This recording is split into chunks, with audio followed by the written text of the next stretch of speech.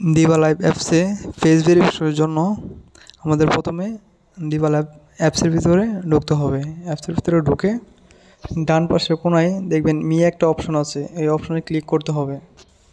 Click করার পর দেখবেন এরকম একটি ইন্টারফেস চলে আসছে আপনার সামনে। দেখেন লেখা আছে মাই লেভেলের নিচে টাস্ক সেন্টার, ওই টাস্ক সেন্টারে ক্লিক করবেন।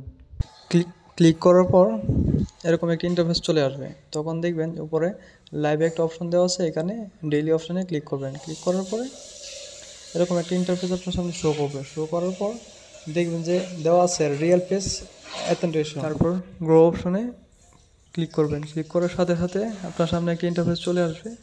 তখন দেখবেন যে স্টার্ট টু ভেরিফাই অপশন আছে, সেখানে সামনে ক্যামেরা ক্লিক করলে সামনে ক্যামেরা চলে আসবে। তো এই জায়গায় আপনার ফেসটা দিয়ে ভেরিফাই করে নেবেন।